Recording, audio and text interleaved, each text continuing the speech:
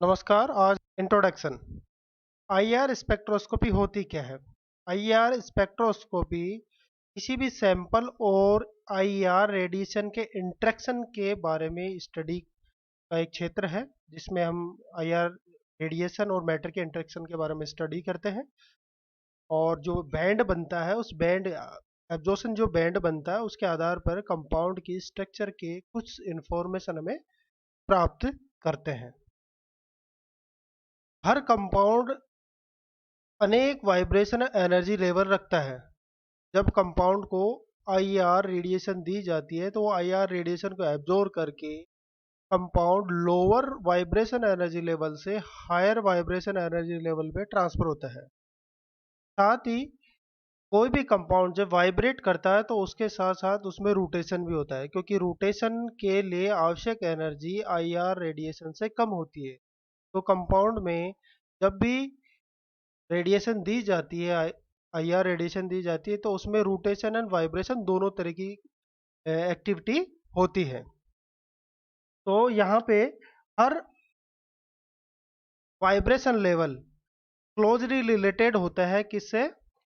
Rotational energy level से। इसलिए यहाँ जो स्पेक्ट्रोस्कोपी है, आईआर स्पेक्ट्रोस्कोपी है, इसको वाइब्रेशनल रोटेशनल स्पेक्ट्रोस्कोपी भी कहते हैं। यहाँ पे देखिए, यहाँ पे एक एनर्जी लेवल डायग्राम दिखाया गया है, जहाँ पे V0 एक एनर्जी लेवल है और V1 दूसरा वाइब्रेशन एनर्जी लेवल है। तो यहाँ पे इन दोनों के मध्य बहुत सारे रोटेशनल एनर्जी लेवल हैं। इनके मध्य में बहुत सारे रोटेशनल एनर्जी लेवल है, और ये पूरा का पूरा जो कंबाइंड फॉर्म है इसकी, ये कंबाइंड फॉर्म पूरी की पूरी एक, ये जो दिखाई दे रहा है, ये पूरा का पूरा एक वाइब्रेशन एनर्जी लेवल है। और ये वाइब्रेशनल एनर्जी लेवल में बहुत माइनर क्या है? Rotational energy level. इसी तरीके से ये दूसरा वाइब्रेशनल एनर्जी लेवल है, जो कि क्लोजली रिलेटेड है किससे? बहुत सारे रोटेशनल एनर्जी लेवल से। तो जब एनर्जी दी जाती है कंपाउंड को, तो इनमें रोटेशनल एनर्जी लेवल भी चेंज होते हैं, साथ में यहाँ पे वाइब्रेशनल एनर्जी लेवल भी चेंज होते हैं। इसलिए इसमें दोनों चीजें संभव होती है, दोनों चीजें होती हैं, इसलिए इसको वाइब्रेशनल रोटेशनल एंड स्पेक्ट्रोस्कोपी कहते हैं। अब आईआर स्पेक्ट्रोस्कोपी के लिए जो रेडिएशन की आवश्यकता होती है, आईआर रेडिएशन की आवश्यकता, उसकी उसकी रेंज क्या होती है, वो हम देखेंगे। यहाँ पे ये रिप्रेजेंट करता है वेवलेंथ से, और ये जो नीचे की तरफ कर रहा है वेव नंबर से। तो वेव लेंथ 0.8 से लेके माइक्रो से लेके 0.8 माइक्रो से लेके 2.5 के मध्य नियर आईआर कहेंगे। और 2.5 से 15 को इंफ्रारेड रीजन कहेंगे। और 15 से 200 माइक्रो के मध्य फार आईआर रेड आईआर रीजन कहते हैं। अर्थात जो आईआर रीजन है, उसको तीन हिस्सों में बांटा है यहाँ पे: नियर आईआर, मैन आईआर और फार आईआर। तो यहाँ पे इसको वेव नंबर के रूप में भी देखेंगे। 12,500 से लेके 4,000 के मध्य नियर आईआर होता है। 4,000 से 667 सेंटीमीटर इनवर्स के मध्य होता है आईआर रीजन जो मेन है। और 667 से लेकर 50 सेंटीमीटर इनवर्स के मध्य होता है फाइव आर रीजन। यहाँ पे जो मेन रूप से जो काम आने वाला रीजन होता है, मेन आईआर रीजन होता है।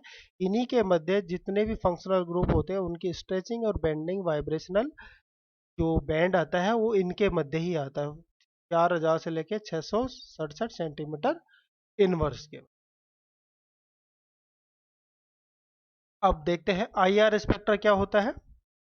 IR spectrum is the basically plot intensity of the absorbance and the transmittance versus the wave number। अर्थात जो स्पेक्ट्रा आईआर स्पेक्ट्रम बनता है, जब कंपाउंड को आईआर के साथ रेडिएशन के साथ इंटरेक्शन कराया जाता है, तो एक एब्जॉर्बेंस प्राप्त होती है। तो एब्जॉर्बेंस वर्सेज वेव नंबर अगर ग्राफ खींचते हैं, या फिर transparent transmittance versus wave number के मध्य अगर ग्राफ खींचते हैं, तो जो ग्राफ हमें प्राप्त होता है उसे आईआर स्पेक्ट्रम कहते हैं। लेकिन जनरली जो एक्स एक्सिस में हमें काम में लेते हैं वहाँ पे वेव नंबर लेते हैं जो सेंटीमीटर इनवर्स में होता है, और वाई एक्सिस पे परसेंटेज ट्रांसमिटेंस दी जाती है, और जो ये ग्राफ बनता है इसको आई आर स्पेक्ट्रम कहते हैं। यहाँ पे देखिए इसको समझते हैं। ये वाई एक्सिस है, वाई एक्सिस पे ट्रांसमिटेंस परसेंटेज में है, और यहाँ पे एक्सिस पे wave number in centimetre inverse. इन दोनों के मध्य जब ग्राफ खींचा जाता है और जो आईआर रेडिएशन का हमें स्पेक्ट्रा प्राप्त होता है, जो बैंड्स प्राप्त होते हैं, उन्हें आईआर स्पेक्ट्रम कहेंगे। यहाँ पे ये देखिए एक एब्जॉर्प्शन बैंड 3414 सेंटीमीटर इनवर्स पे पाया है। इस तरीके से ये कई तरह के हैं। यहाँ पे देखिए ओवरटोन बैंड्स हैं, फंडामेंटल बैंड्स हैं, जो हम अगली जो नेक्स्ट क्लास आएगी इसमें इसके बारे में और डिटेल से पढ़ेंगे कि फंडामेंटल बैंड क्या होता है, कब बनता है, और ओवरटोन बैंड कब बनता है, इसके बारे में नेक्स्ट क्लास में पढ़ेंगे। यहाँ पे हमारा उद्देश्य सिर्फ ये समझना है कि स्पेक्ट्रम, आईआर स्पेक्ट्रम किस किस के मध्य बनता है, कैसे बनाया जाता है। तो यहाँ पे percentage transmittance versus wave number के मध्य जो ग्राफ खिंचता है आईआर का, उसको आईआर स्पेक्ट्रम कहते हैं।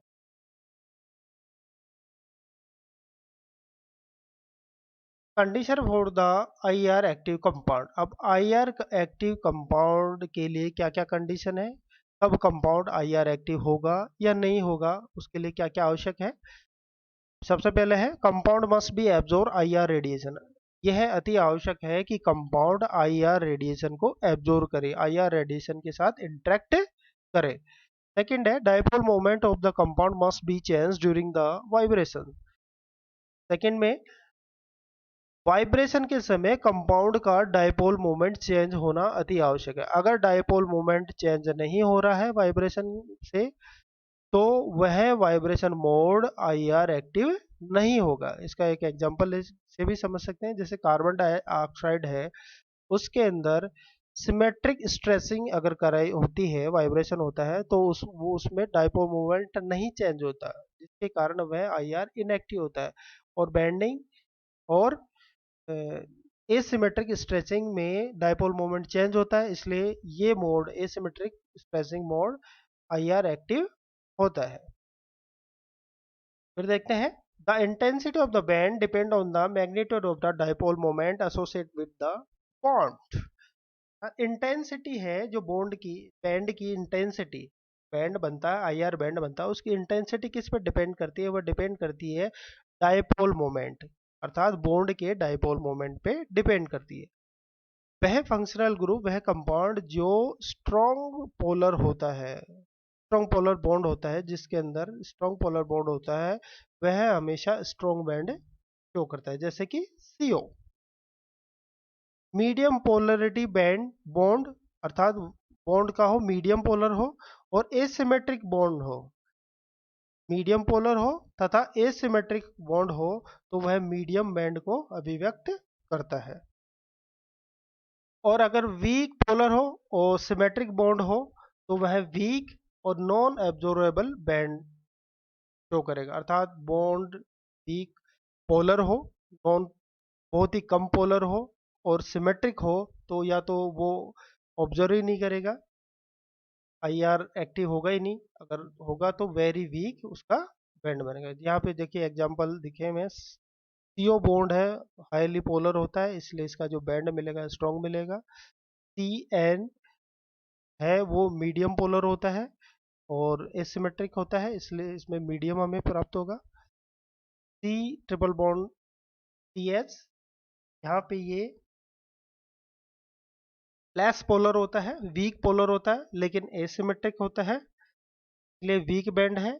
और यहाँ पे देखिए सिमेट्रिक है, ये नो ऑब्जर्व्ड, अर्थात इसमें आईआर बैंड आएगा ही नहीं।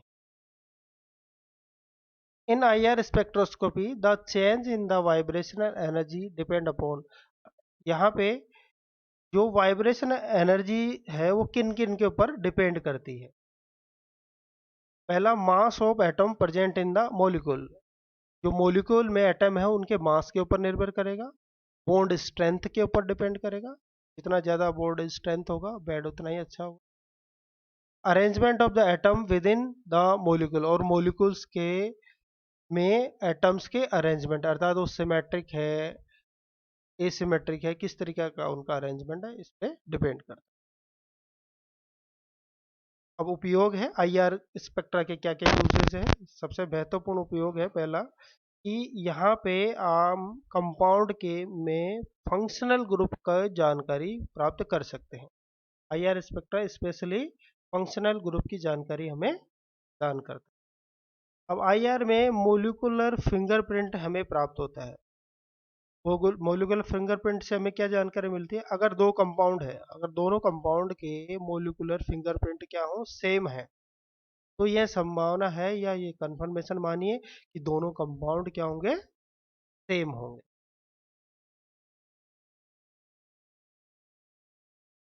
The IR does not provide the detailed information or proof of the molecular formula or structure. It provides the information on the molecular fragment and specially functional group. अब IR spectra कभी भी हमें पूरे molecule की जानकारी नहीं देता है कि पूरे मोलिक्यूल की ये स्ट्रक्चर होगी, वो एक स्ट्रक्चर के कुछ इससे हमें बता देगा, स्ट्रक्चर के संबंध में कुछ जानकारी हमें प्रदान करता है, जैसे उसमें कौन सा फंक्शनल ग्रुप होगा, उसकी सिमेट्री कैसी होगी, इस तरह की छोटी छोटी चीजें हमें आईआर स्पेक्ट्रा से हमें प्राप्त होती है। Therefore, it is a very limited in scope and must be used to conjugation with the other technique to provide a more complete picture of the molecular structure। और यह हमें मोलिक्यूल स्ट्रक्चर की बहुत सारी अच्छी अच्छी चीज़ें से रिलेटेड जानकारी हमें प्राप्त करता है, जैसे कॉन्जुगेशन बता देता है, फंक्शनल ग्रुप के बारे में बताया, बहुत सारी बेसिक्स जानकारी हमें आईआर स्पेक्ट्रा से प्राप्त होती है। इसी तरीके से दो अदर इंफॉर्मेशन हमें जैसे यूवी से हमें प्राप्त होती है, एनएमआर से प्राप्त होती है, इस तरीके से बहुत सारी स्पेक्ट्रोस्कोपी से थोड़ी थोड़ी जानकारी हमें प्राप्त होती है, और इन्हीं जानकारियों के संकलन से हम किसी कंपाउंड की पूर्ण स्ट्रक्चर के बारे में अनुमान लगा सकते हैं। मोलिकुलर वाइब्रेशन मोड कौन कौन से हैं? यहाँ पे मोलिकुलर वाइब्रेशन मोड्स को दो हिस्सों में बांटा गया है, स्ट्रेचिंग वाइब्रेशन मोड और bending vibration mode. Stretching vibration mode में बॉन्ड के रेस्पेक्ट में बॉन्ड लेंथ चेंज होती है, अर्थात दो एटम्स के मध्य की दूरी चेंज होती है बॉन्ड के रेस्पेक्ट से। दो हिस्सों में बांटा गया है, सिमेट्रिक स्ट्रेचिंग और एसिमेट्रिक स्ट्रेचिंग। सिमेट्रिक स्ट्रेचिंग में बॉन्ड लेंथ दोनों तरफ समान मात्रा में परिवर्तित हो। फॉर एग्जांपल यहाँ पे एक डायग्राम दिखाया गया है। आप मान लीजिए आपने दोनों हाथ फैला के खड़े हुए हैं, और आप एक बार लेफ्ट और राइट दोनों हाथों को एक साथ शरीर से दूर लेके जाते हैं, एक साथ शरीर के पास लेके आते हैं। यहाँ पे आपके शरीर, जैसे कि यहाँ पे सी लगा हुआ है और यहाँ पे ओ ऑक्सीजन लगा हुआ है, तो आपके शरीर और आपके हाथ के मध्य, दोनों हाथों के मध्य की समान मात्रा में परिवर्तित हो रही है, तो सिमेट्रिक स्ट्रेचिंग। और एसिमेट्रिक स्ट्रेचिंग में अगर कभी आप लेफ्ट हैंड को शरीर के पास लाएं तो राइट हैंड को आप शरीर से दूर लेके जाएं, वाइस वर्सा, राइट को शरीर के पास लेके आएं और लेफ्ट को दूर लेके जाएं, ये कहलाता है एसिमेट्रिक स्ट्रेचिंग। बेंडिंग, बेंडिंग में बॉन्ड एंगल चेंज होता है। यहाँ पे देखिए इस तरीके से समझते हैं, ये कार्बन और ये दो ऑक्सीजन, अर्थात आप सेंटर जो बॉडी है वो मान लीजिए कार्बन है, और आपके दोनों हाथ दो ऑक्सीजन को रिप्रेजेंट कर रहे हैं। अगर मान लीजिए आप अपने हाथों को ऊपर और नीचे लेके जाते हैं, तो आपके शरीर और अ, इस हाथ के मध्य जो एंगल है वो बार बार क्या हो रहा है, चेंज हो रहा है, ये कहेंगे बेंडिंग।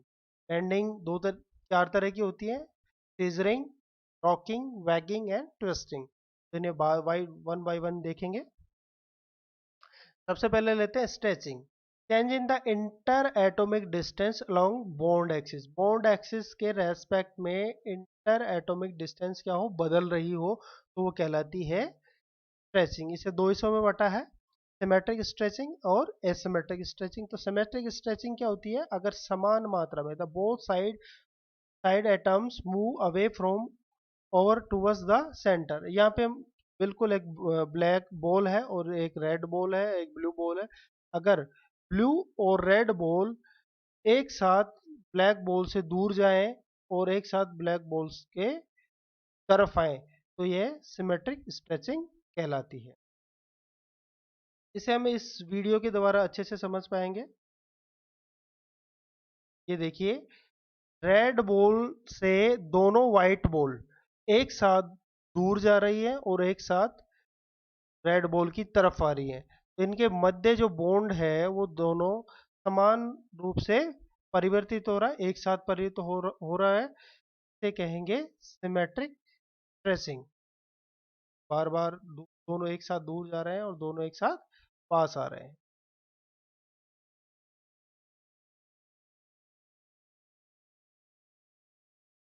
अब लेते हैं asymmetric stretching. One atom move towards the centre and other move away from the centre. अर्थात एक एटम है वो सेंटर एटम की तरफ आए और दूसरा सेंटर एटम से दूर चला जाए, तो वो कहलाता है एसिमेट्रिक स्ट्रेचिंग। यहाँ पे देखिए, ब्लैक बॉल है, एक रेड बॉल जब ब्लैक बॉल की तरफ आती है तो ब्लू बॉल वहां से ब्लैक से दूर चली जाती है, और ऐसे ही अगर ब्लू ब्लैक की तरफ आएगी तो रेड दूर चली जाएगी, तो ये क्या हो रहा है, एसिमेट्रिक स्ट्रेचिंग कहलाता है। इसे भी एक वीडियो के द्वारा हम अच्छे से समझ पाएंगे।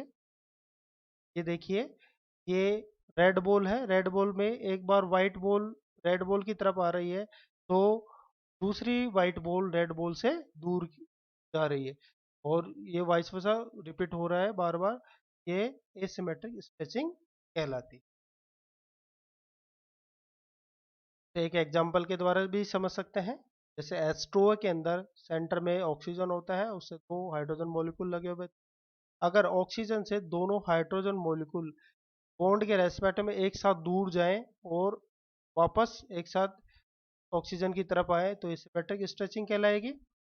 और इसी तरीके से अगर एक हाइड्रोजन ऑक्सीजन की तरफ आ रहा हो और दूसरा हाइड्रोजन ऑक्सीजन से दूर जा रहा हो, तो ये कहलाता है एसिमेट्रिक स्ट्रेचिंग।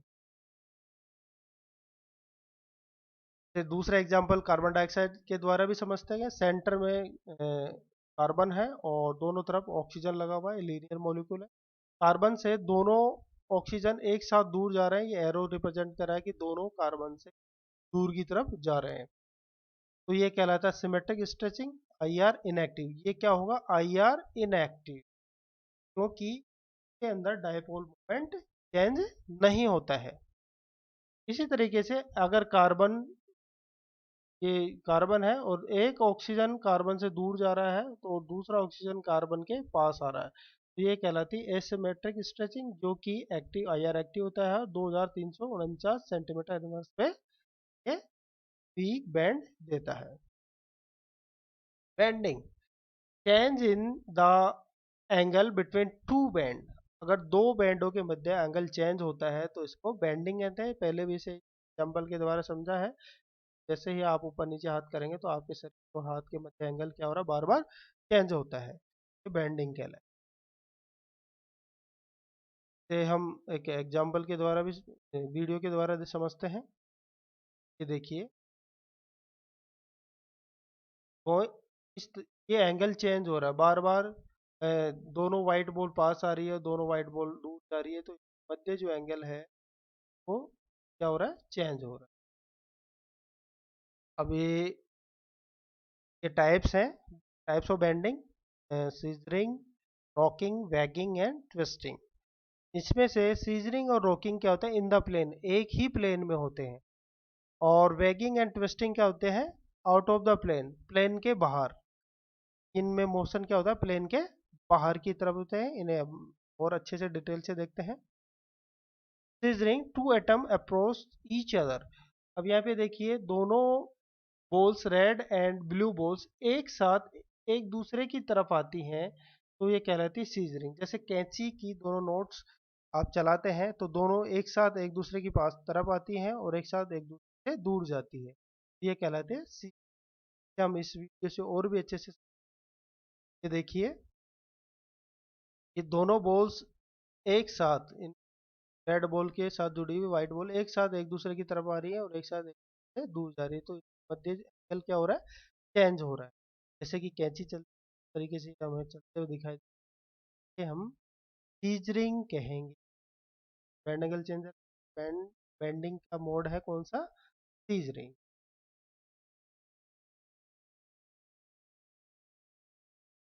नेक्स्ट लेते हैं हम रॉकिंग।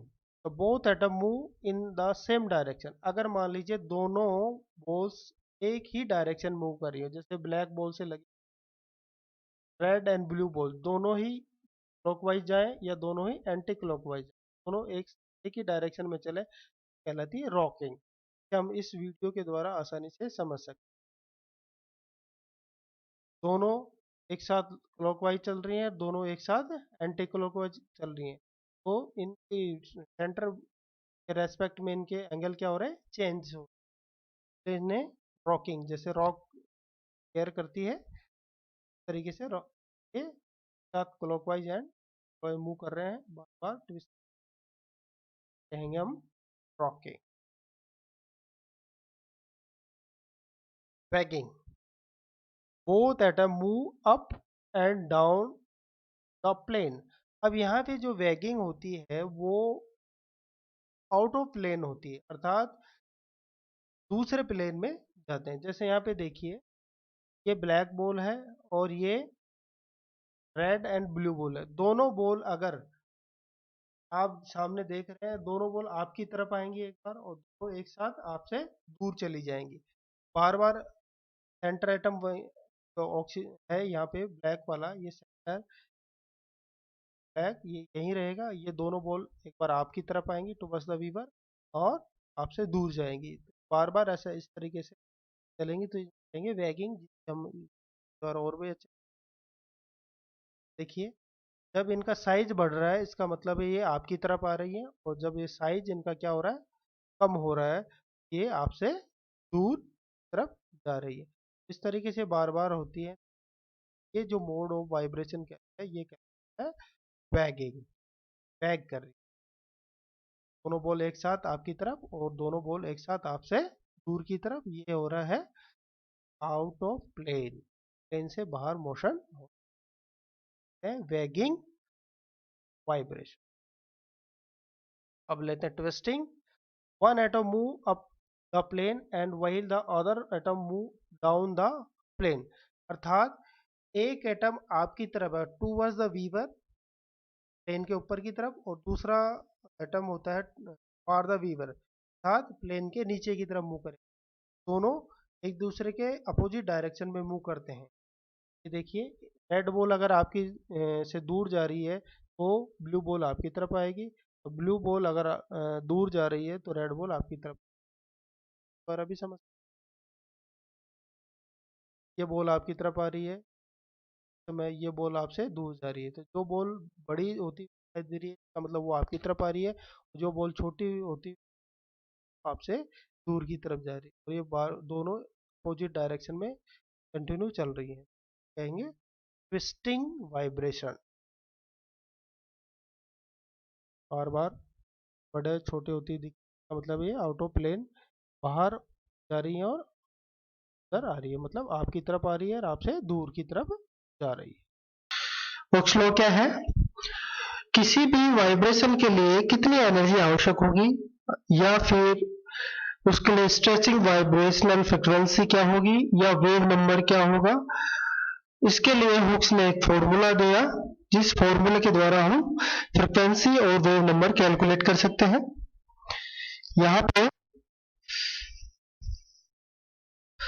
फॉर्मूला है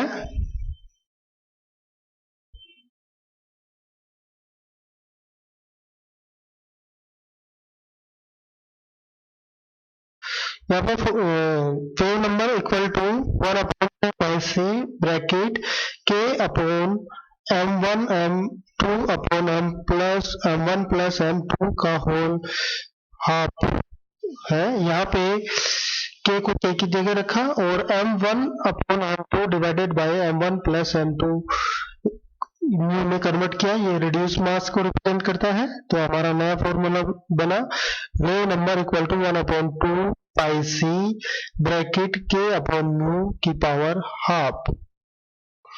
इसे फ्रीक्वेंसी के रूप में भी लिख सकते हैं, frequency equal to 1/2 2 pi bracket के अपॉन म्यू की पावर हाफ, जहां पर v बार वेव नंबर को रिप्रेजेंट करता है, c वेलोसिटी ऑफ रेडिएशन को रिप्रेजेंट करता है, k force constant of the bond जो कि बॉन्ड स्ट्रेंथ के ऊपर डिपेंड करता है। फोर्स कांस्टेंट किस पर निर्भर करेगा? बॉन्ड स्ट्रेंथ के ऊपर। ये यहाँ पे रिड्यूस मास को रिप्रेजेंट करता है जो कि m1 m2 upon m1 plus m2 के द्वारा रिप्रेजेंट किया गया है, और म्यू या फिर फ्रीक्वेंसी को रिप्रेजेंट करता है। इस फॉर्मूले के द्वारा हम फ्रीक्वेंसी कैलकुलेट कर सकते हैं और या फिर वेव नंबर कैलकुलेट कर सकते हैं।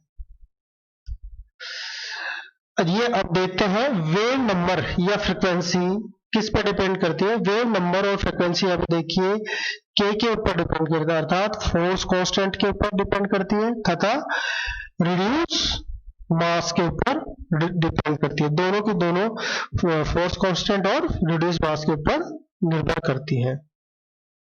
अब लेते हैं सिलेक्शन रूल।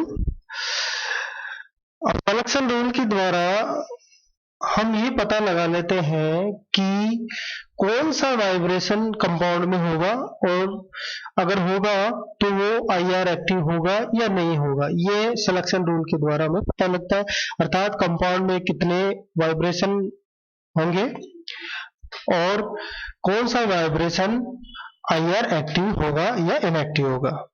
तो यहाँ पे कुछ शर्तें हैं सिलेक्शन रूल में, जैसे molecular dipole moment change during the vibration, अर्थात मोलर डायपोल मोमेंट अगर कंपाउंड का चेंज होता हो ड्यूरिंग द वाइब्रेशन तो ये सिलेक्शन रूल के अनुसार पता लगता है कि वो IR एक्टिव होगा। और जितने भी कंपाउंड जो सेंटर ऑफ सिमेट्री नहीं रखते हैं, सेंटर ऑफ सिमेट्री नहीं रखते हैं, वो क्या होंगे? IR एक्टिव होंगे। जिनमें सेंटर ऑफ सिमेट्री होगी IR इनएक्टिव होते हैं। जैसे कि जितने भी लगभग मैक्सिमम परसेंटेज फंक्शनल ग्रुप होते हैं वो उनके अंदर सेंटर ऑफ सिमेट्री एब्सेंट होती है, इसलिए वो IR एक्टिव होते हैं। थर्ड पॉइंट में वाइब्रेशन कौन सा अलाउड होगा? जिसमें डेल वी अर्थात वाइब्रेशन लेवल एक या तो बढ़े या एक घटे, वन वाइब्रेशन लेवल में चेंज क्या हो? +-1। ये 3 पॉइंट है जो हमें सिलेक्शन रूल के तहत अध्ययन करने होते हैं। अब यहाँ पे कंपाउंड IR रीजन में से एनर्जी एब्जॉर्ब करके लोअर वाइब्रेशनल एनर्जी लेवल से हायर वाइब्रेशनल एनर्जी लेवल में ट्रांसफर होता है। अब यहाँ पे जब लोअर से हायर में ट्रांसफर होता है तो उसको कितनी एनर्जी की आवश्यकता होगी? एब्जॉर्ब IR रीजन में कितनी एनर्जी वो एब्जॉर्ब करेगा, इसको कैलकुलेट करने से पहले हमें ये पता होना चाहिए कि प्रत्येक वाइब्रेशनल एनर्जी लेवल की एनर्जी कितनी होगी। तो इसको कैलकुलेट हम इसके द्वारा करेंगे। Energy of vibrational energy level can be calculated by E energy level की vibrational energy equal to V plus half bracket close and H mu. यहाँ पे V वाइब्रेशन एनर्जी लेवल को रिप्रेजेंट करता है, एस प्लैंक कांस्टेंट को, mu vibrational frequency of bond. यहाँ पे अब V की वैल्यू अर्थात कौन से वाइब्रेशन एनर्जी लेवल की हमें कैलकुलेट करनी है। अगर 0 अर्थात ग्राउंड स्टेट की करनी है, फर्स्ट वाइब्रेशन की करनी है, सेकेंड करनी है, तो अगर V का नंबर यहाँ पे लिखेंगे तो हमें वाइब्रेशन एनर्जी लेवल की टोटल एनर्जी हमें पता चल जाएगी। इसी तरीके से अब यहाँ पे हम वाइब्रेशन एनर्जी लेवल हमें पता चल गया कि कंपाउंड के वाइब्रेशन एनर्जी लेवल की एनर्जी क्या है। तो यहाँ पे दो वाइब्रेशन एनर्जी लेवल के मध्य कितना एनर्जी का डिफरेंस होगा इस फॉर्मूले से कैलकुलेट करेंगे हम। Energy difference equal to E vibration energy level कौन सा? n+1 minus E vibration level of n, अर्थात energy of higher vibration level minus energy of lower vibration level, इसके द्वारा हमें एनर्जी का डिफरेंस पता चलता है। अब यहाँ पे एक देखते हैं, अगर ग्राउंड स्टेट है तो उस ग्राउंड स्टेट में वाइब्रेशनल एनर्जी लेवल की ऊर्जा क्या होगी। तो हमें पता है कि V कौन सा है? ग्राउंड स्टेट, अर्थात V इक्वल टू 0। तो 0 पुट करेंगे इस फॉर्मूले में तो हमें प्राप्त होती है ये वाली एनर्जी जो रिप्रेजेंट करती है एनर्जी को, कौन सी को, ग्राउंड स्टेट एनर्जी लेवल को, जिसे हम zero point energy level, zero point energy भी कहते हैं। यहाँ पे अनेक energy level, vibration energy level दिखाया गया है। ये रिप्रेजेंट करता है ग्राउंड स्टेट को, ये फर्स्ट को, ये सेकंड को, ये थर्ड को, और ये फोर्थ वाइब्रेशन एनर्जी लेवल है। अब इनकी हम एनर्जी आराम से कैलकुलेट कर सकते हैं। फर्स्ट वी की जगह जीरो रखेंगे, जीरो का ग्राउंड स्टेट का आएगा, फर्स्ट का, सेकंड का, इस तरीके से कैलकुलेट करेंगे।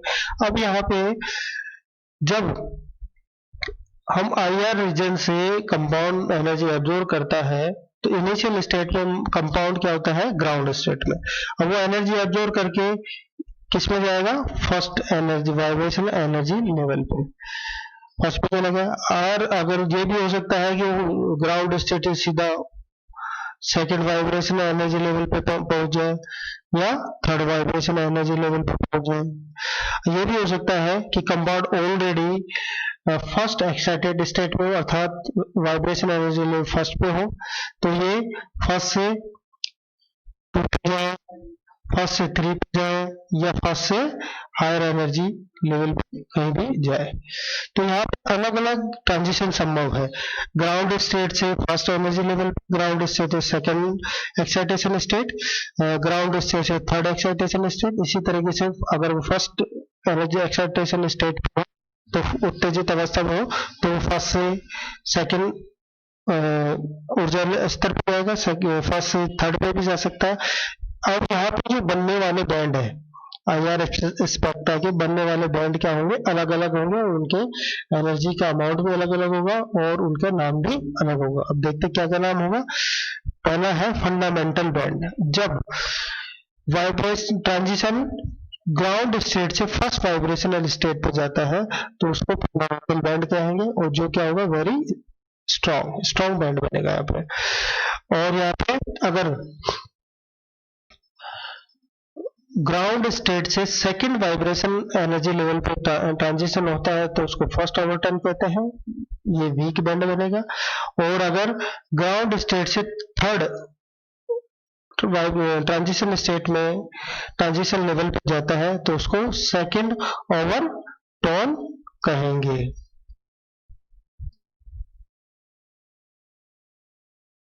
जो क्या होगा, वेरी वीक होगा। अब ये तो हो गया ग्राउंड स्टेट से फर्स्ट, सेकंड या थर्ड ऊर्जा स्तरों में स्थानांतरण, जिसके कारण अगर फर्स्ट जीरो से फर्स्ट में जाएगा फंडामेंटल का, जीरो से सेकंड में जाएगा फर्स्ट ओवरटर्न कहलाता है, और जीरो से थर्ड में जाता है तो सेकंड ओवरटर्न कहलाता है। उनकी इंटेंसिटी भी स्ट्रॉन्ग फर्स्ट की होगी और बाकी वीक एंड वेरी वीक। अब यहाँ पे देखा था हमने, अगर प्रथम वाइब्रेशनल लेवल से वो हायर वाइब्रेशन लेवल पे जाए, सेकेंड या थर्ड पे जाता है तो उसे कहते हैं हॉट बैंड, जो कि वेरी वीक होता है।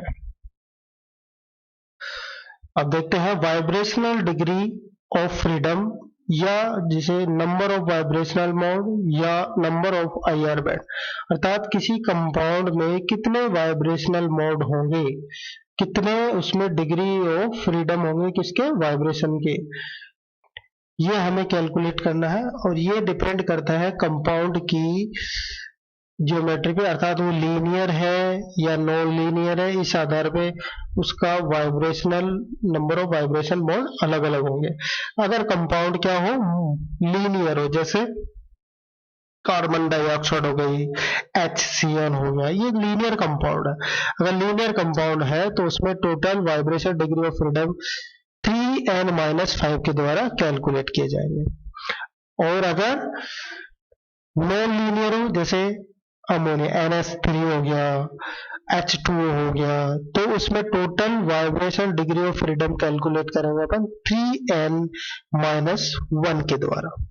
कभी कभी ये होता है कि अगर ट्रांजिशन स्टेट की भी कैलकुलेट करनी पड़े, ट्रांजिशन स्टेट एक रिएक्शन रिएक्टेंट, दो रिएक्टेंट के सहयोग से बनने वाली ट्रांजिशन स्टेट होती है जिसमें बॉन्ड पार्शियली होते हैं, पार्शियली बने होते हैं, अर्थात ब्रेकिंग एंड फॉर्मिंग दोनों एक साथ होती है।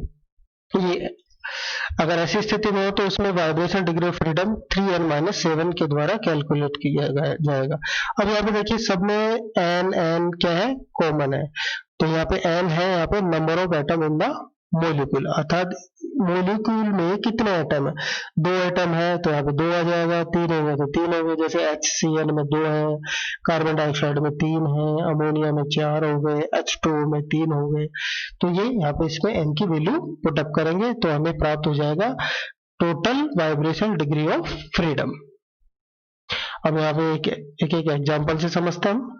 कार्बन डाइऑक्साइड लिया जो कि एक लीनियर है कंपाउंड, तो इसमें total vibration degree of freedom कितने होंगे, तो यहाँ पे देखिए एक कार्बन है और 2 ऑक्सीजन, तो टोटल एटम कितने होंगे 3, तो n की जगह रखेंगे 3, तो total vibration degree of vibration कितने होंगे 4, तो यहाँ पर 4 वाइब्रेशन दिखाए गए, 1 2 3 एंड 4 वाइब्रेशन होंगे। तो पहला वाइब्रेशन है सिमेट्रिक स्ट्रेचिंग वाइब्रेशन मोड, हम इससे पहले वाली क्लास में पढ़ चुके हैं कि कितने तरह के वाइब्रेशन मोड होते हैं, स्ट्रेचिंग, बेंडिंग, और उनका भी अलग अलग क्लासिफिकेशन हमने पढ़ा था। तो यहाँ पे देखिए सिमेट्रिक स्ट्रेचिंग, जिसमें कार्बन है, ये दोनों ऑक्सीजन है, दोनों एक साथ कार्बन से दूर जा रहे हैं, दोनों एक साथ कार्बन के पास आ रहे हैं। ऐसी स्थिति में इसमें देखिए डाइपोल मोमेंट चेंज नहीं हो रहा है, इसलिए ये क्या होगा IR इनएक्टिव। वाइब्रेशन मोड तो है डिग्री ऑफ, लेकिन ये IR इनएक्टिव होगा। सेकंड लेते हैं एसिमेट्रिक स्ट्रेचिंग। एसिमेट्रिक में कार्बन से एक ऑक्सीजन दूर जाएगा, इधर शिफ्ट हो रहा है, और दूसरा भी इस कार्बन की तरफ आ रहा है, एक कार्बन से दूर जा रहा है और दूसरा कार्बन की तरफ जा रहा है, तो इसमें डाइपोल मोमेंट चेंज होता है। तो यहाँ पे ये IR एक्टिव होगा, जो कि 2349 सेंटीमीटर पे इसकी पीक हमें प्राप्त होती है। तीसरा है बेंड, जिसे डिफॉर्मेशन भी कहते हैं। ये कार्बन है, दोनों ऑक्सीजन एक साथ डाउन ऑफ प्लेन के एक तरफ मूव करे हैं, तो ये देखिए एंगल चेंज हो जाएगा, ये एंगल चेंज होगा, तो ये क्या होगा IR एक्टिव, जो 667 सेंटीमीटर पे हमें प्राप्त होता है। इसीलिए बेंडिंग डिफॉर्मेशन सेकंड होगा, दोनों एक ही प्लेन में की तरफ है, दोनों पास, अर्थात दोनों अपनी तरफ व्यूअर की तरफ आएंगे, दोनों माइनस दोनों व्यूअर से दूर चले जाएंगे, तो ये होगा सेकंड IR एक्टिव होगा। H2O दूसरा एग्जांपल नॉन लीनियर का लिया हमने, इसमें H2O लिया, देखिए H2O में 2 हाइड्रोजन और 1 ऑक्सीजन, टोटल 3 एटम, तीनों रख किया तो टोटल कितना आ गया 3, तो जिसमें एक है सिमेट्रिकल स्ट्रेचिंग जो कि 3652 सेंटीमीटर इनवर्स पर, और IR क्या होगा, ये एक्टिव होगा, क्योंकि डाइपोल मोमेंट इसमें चेंज होगा, या माइनस होगा और ये प्लस। एसिमेट्रिक स्ट्रेचिंग 3756 सेंटीमीटर पे आएगा, सेंटीमीटर इनवर्स पे आएगा, जो IR एक्टिव है। इसी तरह के बेंडिंग 1596 सेंटीमीटर इनवर्स पे, ये भी क्या होगा IR एक्टिव होता है। अर्थात H2O में 3 degree vibration degree of freedom होते हैं, जो तीनों के हैं IR एक्टिव है। एक लेते हैं एग्जांपल ट्रांजिशन स्टेट का। ट्रांजिशन में एक रिएक्शन है जिसमें H2 की रिएक्शन I2 से कराएंगे तो एक ट्रांजिशन स्टेट बनती है। देखिए ट्रांजिशन स्टेट कैसे बनेगी, H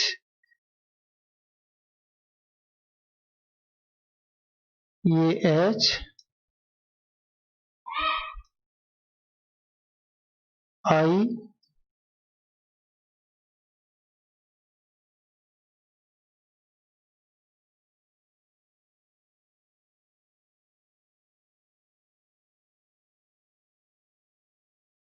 ये एक ट्रांजिशन स्टेट बन गई।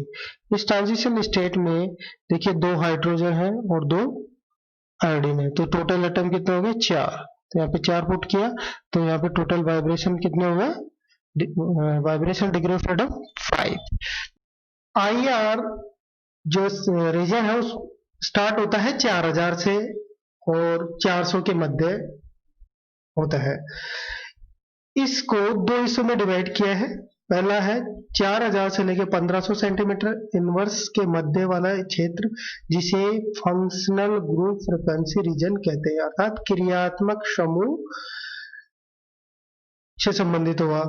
दूसरा है 1500 से लेकर 400 सेंटीमीटर इनवर्स के मध्य, जिसे फिंगरप्रिंट रीजन कहते हैं।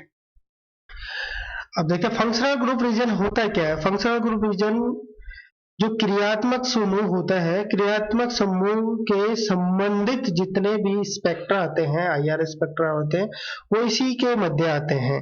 अर्थात जितने भी फंक्शनल ग्रुप हैं वो आईआर स्पेक्ट्रा जो एब्जॉर्ब करते हैं वो किसी क्षेत्र में आएगा, फंक्शनल ग्रुप रीजन, अर्थात 4000 से लेके 1500 सेंटीमीटर इनवर्स के मध्य होता है।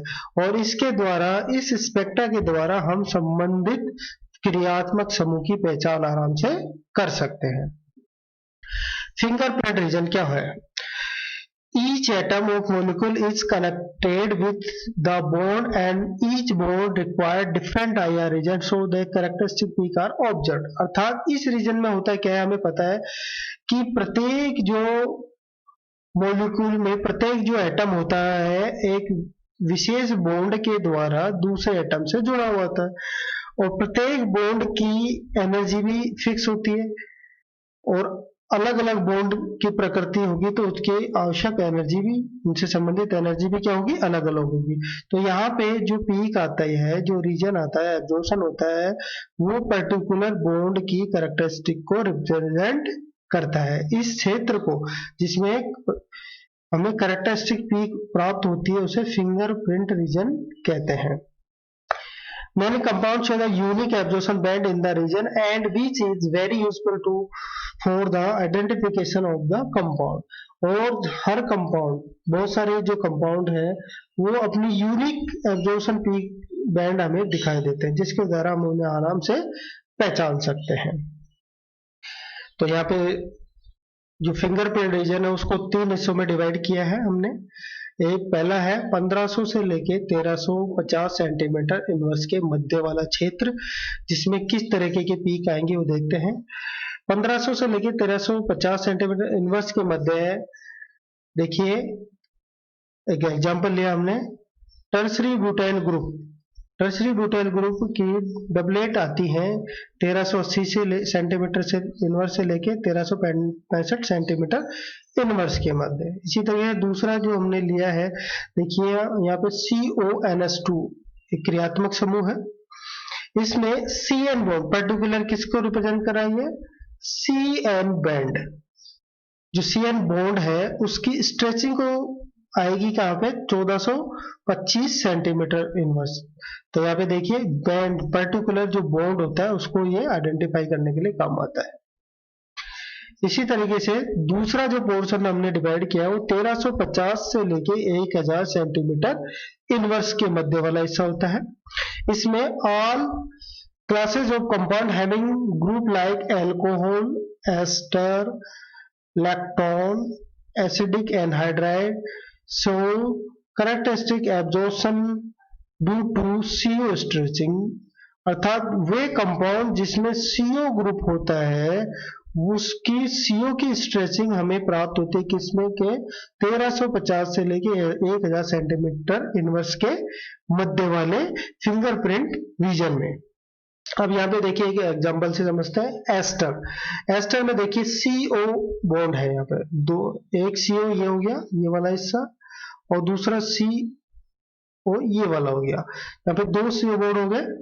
तो यहाँ पे जो स्ट्रेचिंग आएगी, CO की स्ट्रेचिंग आती है वो 2 पीक के रूप में आती है। देखिए 1350 से 1250 के मध्य और दूसरी आती है 1150 से 1050 के मध्य और दोनों क्या होंगी, स्ट्रॉन्ग पीक होगी। इसी तरीके से एस्टर, एस्टर में केवल एक हमें प्राप्त होता है इस जो कि 1150 से लेके 1050 के मध्य होता है, स्ट्रॉन्ग होता है। यहाँ पे देखिए एस्टर और ईथर, एस्टर और ईथर को सेपरेट आइडेंटिफाई करने के लिए दोनों को अलग अलग पहचान की जा सकती है। अगर पीक CO की पीक अगर हमें 2 प्राप्त होती है तो वो क्या होगा, एस्टर होगा। और अगर केवल एक पीक हमें प्राप्त होती है, एक बैंड हमें प्राप्त होता है तो वो ईथर होगा। तो यहाँ पे देखिए फिंगरप्रिंट के द्वारा एस्टर और ईथर को डिफ्रेंशिएट किया जा सकता है। अब नेक्स्ट लेते हैं अल्कोहल।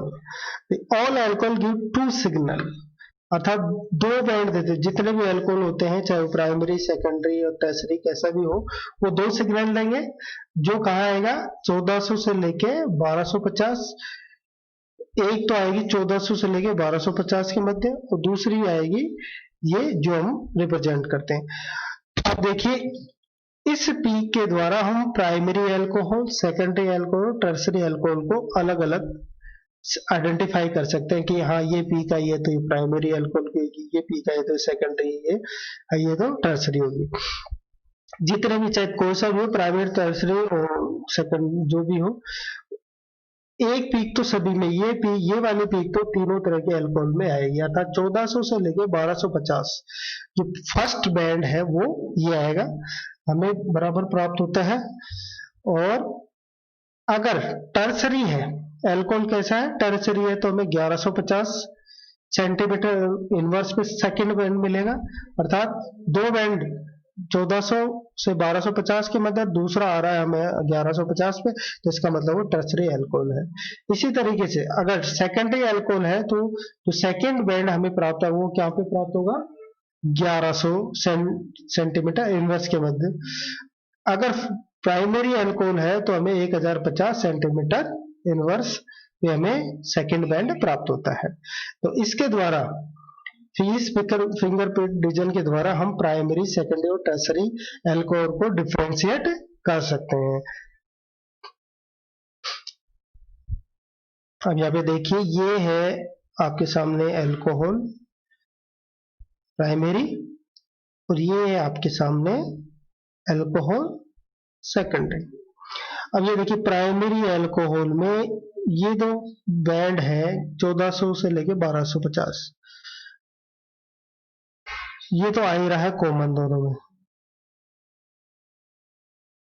ठीक है।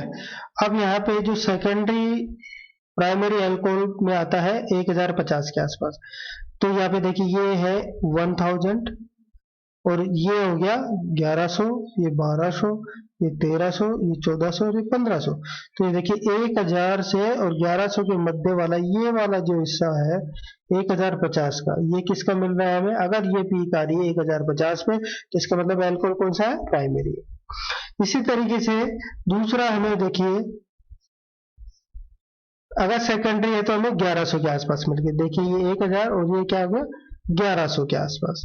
तो सेकेंड जो पीक हमें मिल रही है वो कहाँ मिल रही है, 1100 के आसपास। तो इसका मतलब ये सेकेंडरी अल्कोहल 2 डिग्री अल्कोहल हो गया। तो इस तरीके से हमने पीक के द्वारा, सेकेंड पीक के द्वारा हम प्राइमरी सेकेंडरी अल्कोहल को क्या कर रहे हैं, डिफरेंशिएट कर सकते हैं। थर्ड जो क्षेत्र है वो है 1000 से नीचे का, 1000 सेंटीमीटर से नीचे का रीजन है। अब इसमें देखिए क्या कर सकते हैं, सीसो ट्रांस एल्कीन है और सीसो ट्रांस को हम आराम से डिफरेंशिएट कर सकते हैं। ट्रांस में CH डिफॉर्मेशन आता है 970 से लेके 960 सेंटीमीटर इनवर्स के मध्य, और अगर सिस है तो उसमें CH डिफॉर्मेशन आएगा 700 सेंटीमीटर इनवर्स के ऊपर। ये देखिए ये H है और ये हो गया H, ये हो गया अपना कौन सा, सिस। तो ये सिस आ रहा है कितने पे, 700 सेंटीमीटर के ऊपर। ये H और ये H, ये दोनों क्या हो गए, ट्रांस में है, तो ये आना चाहिए 790 से 970 से लेके 760 सेंटीमीटर इनवर्स। तो ये देखिए इसी के मध्य डिफॉर्मेशन की वैल्यू हमें प्राप्त होती है। इसी तरीके से मोनो सब्स्टिट्यूटेड बेंजीन है, उसका CH डिफॉर्मेशन हमें दो पीक आती हैं 770 से लेके 730 सेंटीमीटर इनवर्स में और 710 से लेके 690 सेंटीमीटर इनवर्स में, अर्थात मोनो सब्स्टिट्यूटेड बेंजीन को हम आइडेंटिफाई कर सकते हैं by the CH deformation value के द्वारा। इसी तरह डाई सब्स्टिट्यूट हो, यहाँ पे हमने देखा मोनो सब्स्टिट्यूट का की पीक बैंड्स, अगर डाई सब्स्टिट्यूट हो तो अगर पैरा पोजीशन पे है तो ग्रुप लगा हुआ तो CH डिफॉर्मेशन होगा 840 से लेके 800 सेंटीमीटर इनवर्स पे। अगर मेटा पे है तो ये यहाँ पे दो पीक आ जाएंगी 800 से लेके 750 सेंटीमीटर इनवर्स और एक 710 से 690 सेंटीमीटर इनवर्स के मध्य। और अगर ऑर्थो पे है, या भी ये क्या है, ऑर्थो को रिप्रेजेंट कर रहा है, ये मेटा को रिप्रेजेंट कर रहा है और ये पैरा को रिप्रेजेंट कर रहा है। और अगर ऑर्थो पे अर्थात ये वाला कंपाउंड की स्थिति हो तो पीक हमें प्राप्त होती है सीएच डिफॉर्मेशन की 770 से लेकर 700 सेंटीमीटर इनवर्स के मध्य। तो यहाँ पे देखिए डाइसब्स्टिट्यूट है और हमें पता करना है कि डाइसब्स्टिट्यूट है तो ऑर्थो है, पैरा है कि या मेटा है, तो हमें इस पीक के द्वारा हमें आराम से पता चल जाता है। अगर कोई पीक 800 से और 840 के मध्य हमें प्राप्त हो रही है तो इसका मतलब पैरा है, और अगर 770 से लेके 735 के मध्य पाई जा रही है तो अर्थात है ऑर्थो है। और अगर दो पीक हो 800 से लेके 750 और 710 से लेके 690 के मध्य, तो ये हो गया मेटा कंपाउंड। इसके द्वारा हम इस फिंगरप्रिंट या इस वैल्यू या इस बैंड के द्वारा हम ऑर्थो, पैरा और मेटा कंपाउंड को आइडेंटिफाई कर सकते हैं। इसी तरीके से हेलो एल्केन हो उसमें कोई हेलोजन ग्रुप लगा हो, और कौन सा हेलोजन लगा हुआ है, फ्लोरीन लगा हुआ है, क्लोरीन लगा हुआ है, ब्रोमीन लगा हुआ और आयोडीन लगा, तो उसकी जो बैंड है वो भी फिंगरप्रिंट रीजन में ही आता है और उसके द्वारा हम पता कर लेते हैं। अगर मान लीजिए फ्लोरीन है तो सी एफ स्ट्रेचिंग 1400 से लेके 1000 सेंटीमीटर इनवर्स की प्राप्त होती है, और अगर क्लोरीन है तो हमें 800 से 600 के मध्य प्राप्त होती है, और अगर ब्रोमीन है तो हमें 600 से लेके 500 सेंटीमीटर इनवर्स के मध्य प्राप्त होती है, और अगर आयोडीन है तो लगभग 500 सेंटीमीटर इनवर्स के मध्य में प्राप्त होती है। तो इस तरीके से हम हेलोजन को भी डिफ्रेंशिएट कर सकते हैं। सबसे ज्यादा पीक आ रही है तो वैल्यू आ रही है तो वो 1400 से 1000 के मध्य फ्लोरीन की संभावना है, 800 से 600 के मध्य आ रही है तो क्लोरीन की संभावना है, 600 से लेके 500 के मध्य तो ब्रोमीन की, और लगभग 500 या उससे नीचे हो तो आयोडीन की होने की संभावना होती है। इसी तरीके से कोई कंपाउंड है साइक्लोहेक्सेन है, उसमें कंपाउंड एक्सियल है या इक्वेटोरियल पोजीशन पे लगा हुआ है, तो उसको भी हम आसानी से आइडेंटिफाई कर सकते हैं। सबसे पहले तो हमें पता होना कि एक्सियल क्या होता है।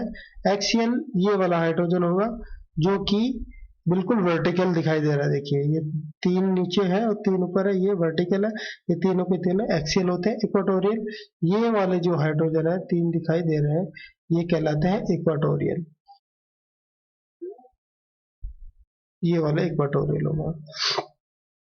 अगर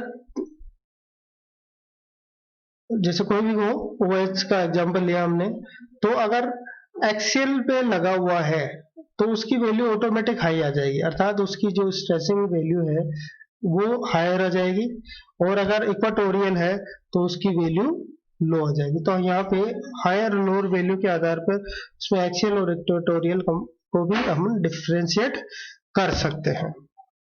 क्रियात्मक समूह क्षेत्र 4000 से लेके 1500 सेंटीमीटर इनवर्स के मध्य आता है, और इसमें जो क्रियात्मक समूह है अपना कैरेक्टरिस्टिक बैंड अभिव्यक्त करते हैं, अर्थात इस क्षेत्र के द्वारा हम क्रियात्मक समूह की पहचान कर सकते हैं। जो कोई कंपाउंड है जैसे NH3 है, NH2 है, CH स्ट्रेचिंग है, ये जितने भी क्रियात्मक समूह है वो अपनी कैरेक्टरिस्टिक्स जो बैंड है वो इस क्षेत्र में देते हैं। तो इसका रेंज है 4000 से लेके 1500 सेंटीमीटर इनवर्स के मध्य। तो यहाँ पे हमने एक टेबल तैयार की है, इस टेबल के द्वारा हम हाईएस्ट अर्थात 4000 से लेके न्यूनतम 1500 की तरफ बढ़ते जाएंगे। घटते हुए क्रम में इस टेबल को अरेंज किया है और ग्रुप के साथ इसका रिलेशन अभिव्यक्त किया है। तो स्टार्टिंग यहाँ से देखिए, ये ग्रुप को रिप्रेजेंट कर रहा है। यहाँ पे टाइप ऑफ स्ट्रेचिंग, वाइब्रेशन किस तरीके का है वाइब्रेशन, और यहाँ पे कौन से क्षेत्र में ये आता है। तो सबसे पहले एल्कोहलिक ग्रुप, अर्थात इसमें OH होगा। अब OH में फिनोलिक भी है, ये भी है, कोई सा भी हो सकता है। तो OH ग्रुप में OH स्ट्रेचिंग हमें 3700 से लेके 3400 सेंटीमीटर इनवर्स के मध्य में प्राप्त होती है। अब OH जो स्ट्रेचिंग है OH की, उसको 3 हिस्सों में डिवाइड किया है मैंने। यहाँ पे अगर OH क्या है, फ्री है, अर्थात किसी भी तरह का हाइड्रोजन बॉन्ड नहीं है, तो हमें ये बैंड प्राप्त होगा 3700 से लेके 3500 सेंटीमीटर इनवर्स के मध्य। और अगर इंट्रामोलिकुलर हाइड्रोजन बॉन्डिंग है, अर्थात इसके द्वारा हमें हाइड्रोजन बॉन्डिंग की भी जानकारी प्राप्त हो जाएगी। अगर इंट्रामोलिकुलर हाइड्रोजन बॉन्डिंग है तो बैंड हमें हमें 3570 से लेके 3450 के मध्य हमें प्राप्त होता है, और अगर इंटरमोलिकुलर हाइड्रोजन बॉन्डिंग है तो हमें 3400 से लेके 3200 के मध्य हमें बैंड प्राप्त होता है। अर्थात हाइड्रोजन बॉन्डिंग के कारण OH स्ट्रेचिंग के जो फ्रीक्वेंसी है, जो बैंड है वो कम की तरफ शिफ्ट हो जाता है।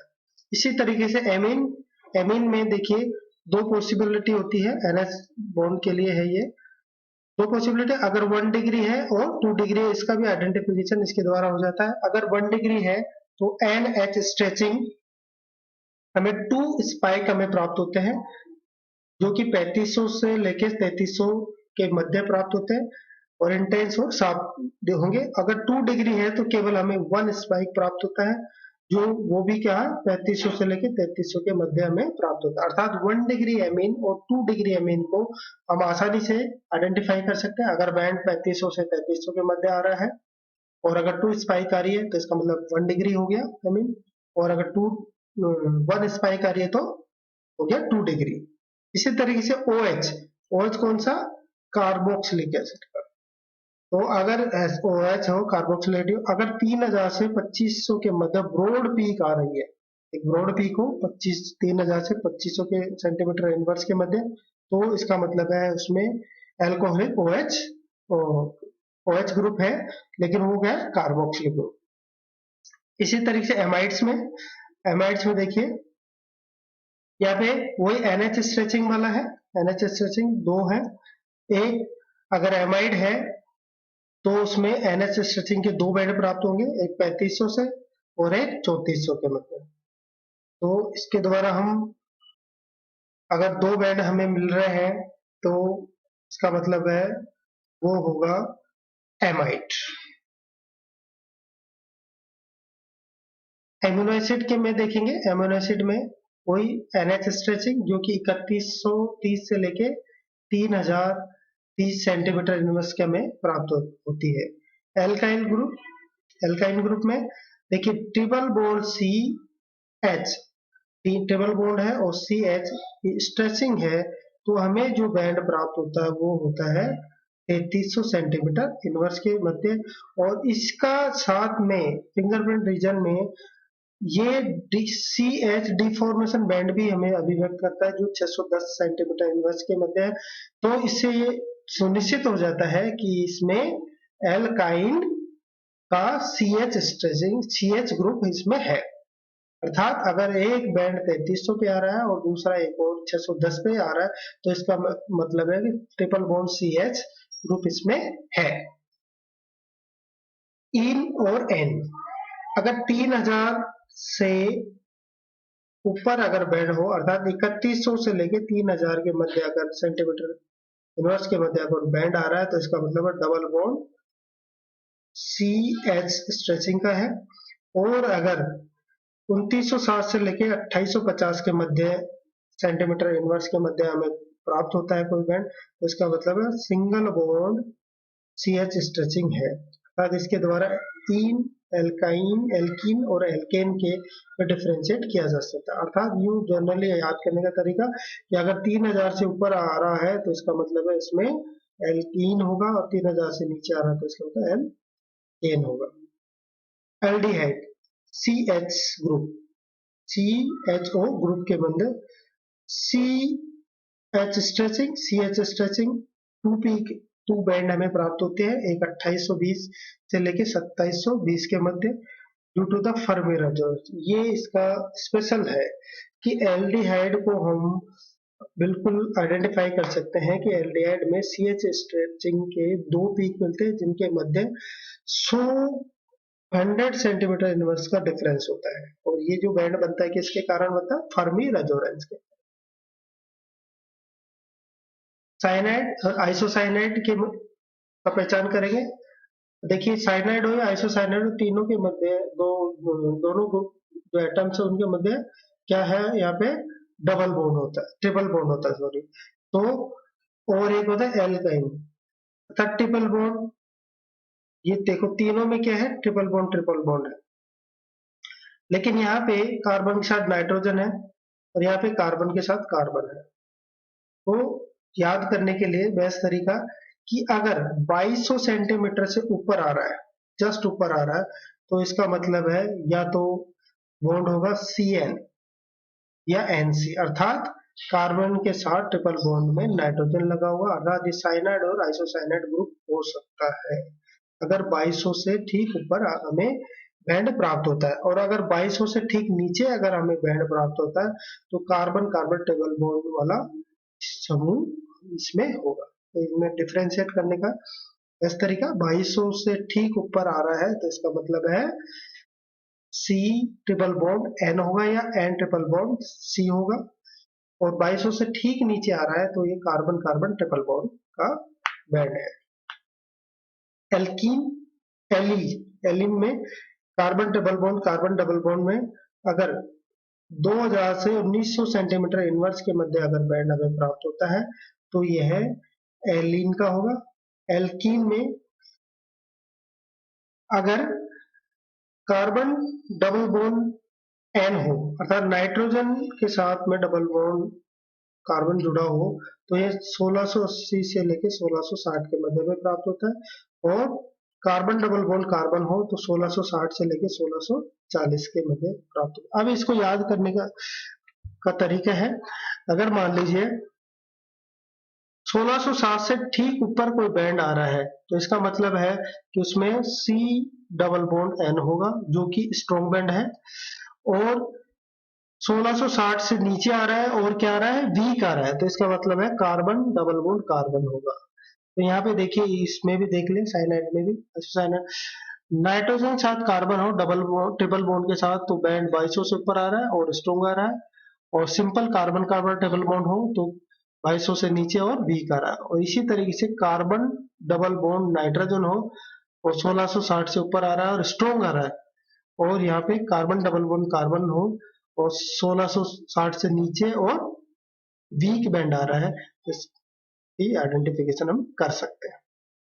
इसी तरीके से कार्बन सिंगल बॉन्ड कार्बन की स्ट्रेचिंग की वैल्यू होगी 1300 से लेके 800 सेंटीमीटर इनवर्स के मध्य, और ये वेरी करता है कि इसके साथ में कौन सा क्रियात्मक समूह जुड़ रहा है, कौन सा फंक्शनल ग्रुप जुड़ा हुआ है, कितनी कार्बन लेंथ है, ये इसके आधार पर ये वेरिएशन वैल्यू बैंड की करती है।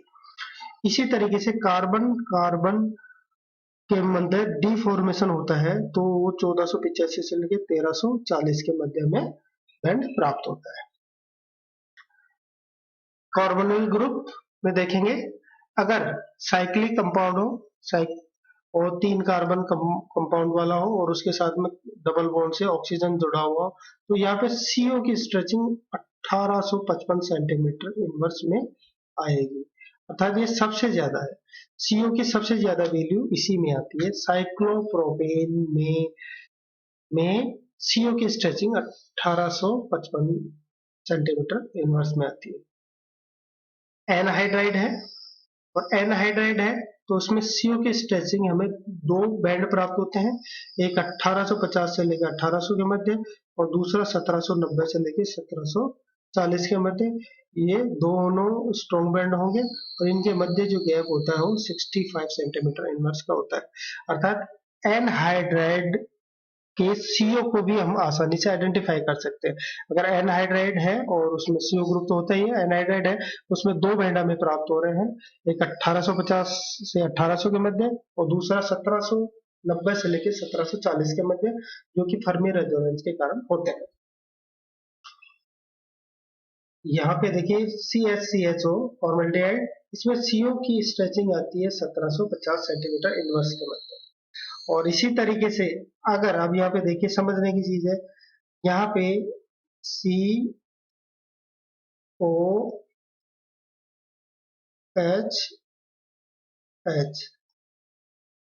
यहाँ पे देखिए CO के दोनों तरफ HH लगा हुआ है तो यहाँ पे 1750 सेंटीमीटर इनवर्स के मध्य पर लगभग इस पे हमें बैंड प्राप्त होता है।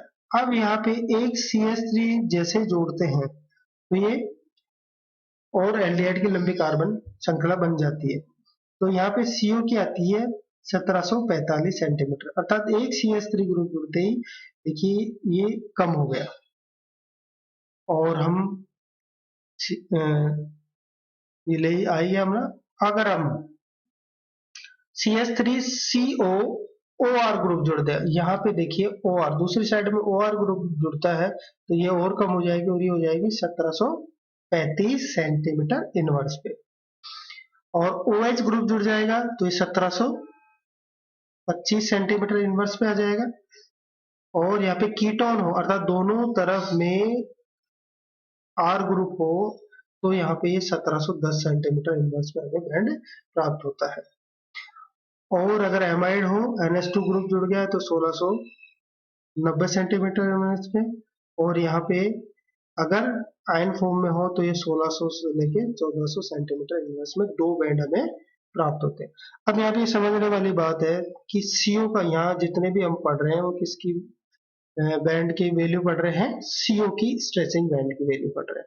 और ये देखिए 1855 से लेके और ये जा रही है 1400 के तक, ये वेरी कर रही है 1800 से लेके 1400, अर्थात यहाँ पे हमने लिखा है कि 1900 से लेके 1600 के मध्य ये वेरी करती है।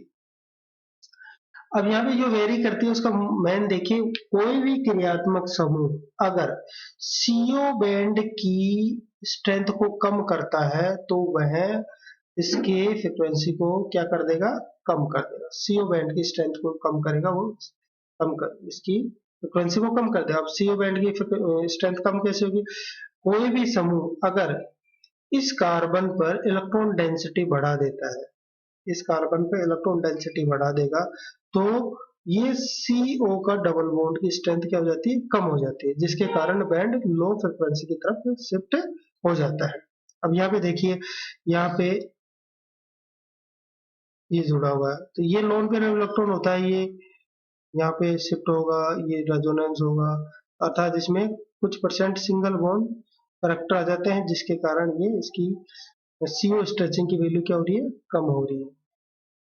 अब यहाँ पे देखिए इसी से तुलना करते हैं हम, यहाँ पे ऑक्सीजन OH है, यहाँ पे N है, तो फिर भी यहाँ पे 1690 पे ही आ गए, ये 1725 पे। इसका कारण है कि ऑक्सीजन की इलेक्ट्रोनेगेटिविटी क्या होती है, ज्यादा होती है, इसलिए इसका इलेक्ट्रॉन शेयरिंग लेस होगा।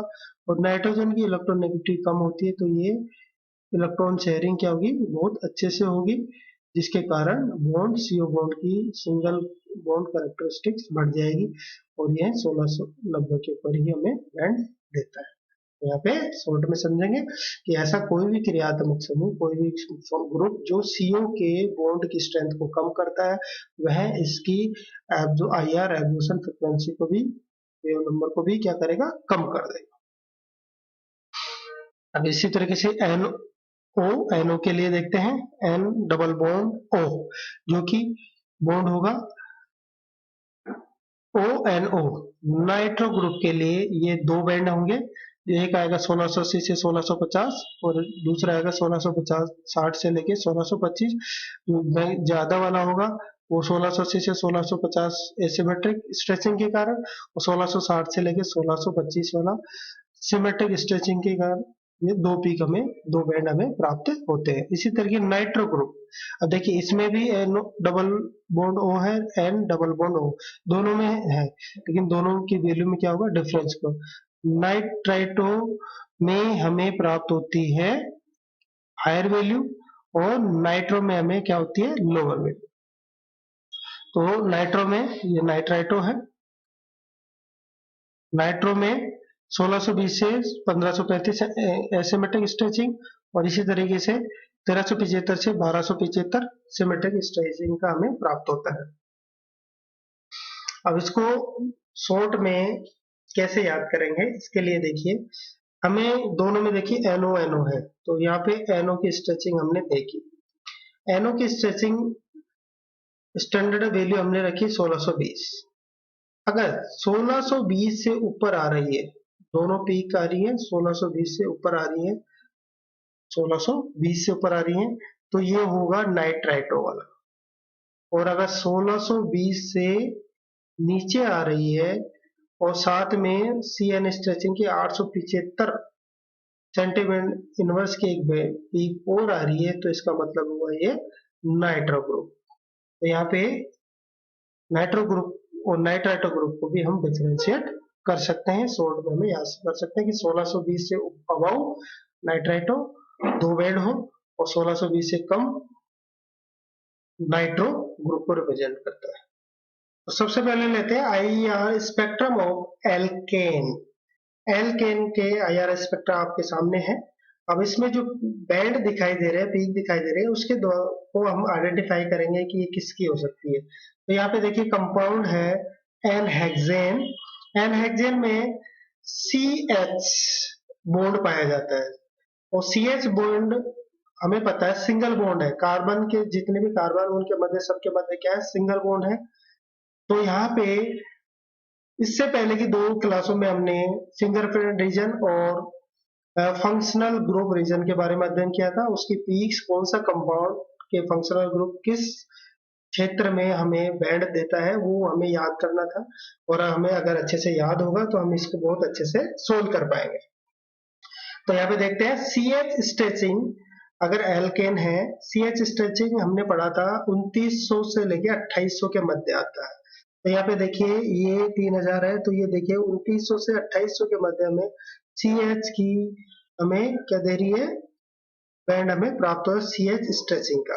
अब ये कंफर्म करने के लिए कि हाँ ये वास्तव में सी एच फंक्शनल है, क्रिया इसमें बॉन्ड है, तो हमें एक और बैंड हमें प्राप्त होगा 1450 से 1350 के मध्य। एक सी एच बेंडिंग हमें और प्राप्त होती है, और वहां यहाँ पे देखिए हमें वो बिल्कुल प्राप्त हो रही है, जो ये रिप्रेजेंट करता है कि इस कंपाउंड ये कंपाउंड एल्केन है, जिसमें सी एच स्ट्रेचिंग 2900 के आसपास और सी एच बेंडिंग 1400 के आसपास हमें प्राप्त होती है। अब लेते हैं एल्कीन। यहाँ पे देखिए कार्बन में डबल बॉन्ड और सिंगल बॉन्ड दोनों के बॉन्ड पाए जाते हैं। तो यहाँ पे 2 तरह की पोजीशन पाई जाएगी, एक सी एच की कि एक एच उस कार्बन से जुड़ा हो जो डबल बॉन्ड से बॉन्डेड हो, और एक एच उस कार्बन से जुड़ा होगा जो सिंगल बॉन्ड से बॉन्डेड हो। तो यहाँ पे जो हमें बैंड प्राप्त होंगे वो 2 तरीके से होंगे। देखिए कार्बन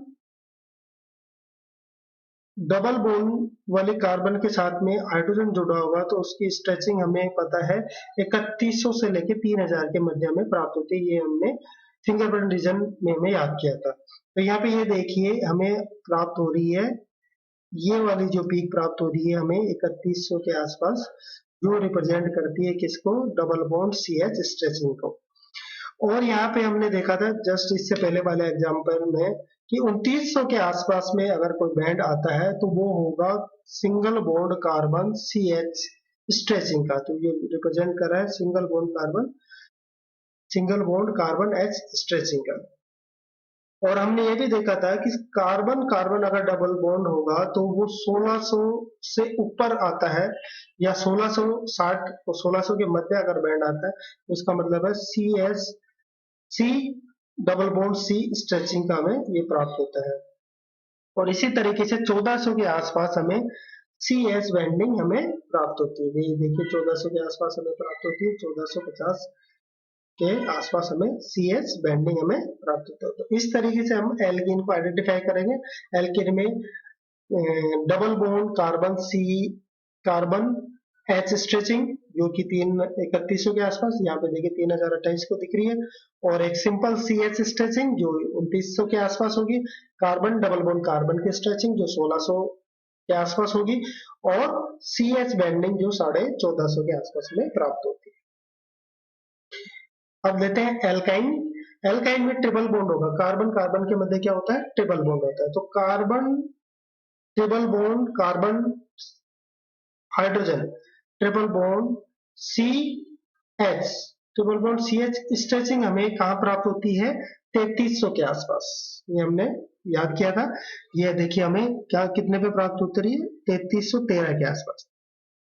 और सिंपल ये किसको रिप्रेजेंट कर रही है, ये कर रही है इस कंपाउंड में सिंपल सी एच स्ट्रेचिंग को, अर्थात ऐसे कार्बन जो सिंगल बॉन्ड से बॉन्डेड है उस पर हाइड्रोजन लगा हुआ तो वो हमें 2900 के आसपास प्राप्त होती है। ये देखो एल ऑक्टेन के अंदर।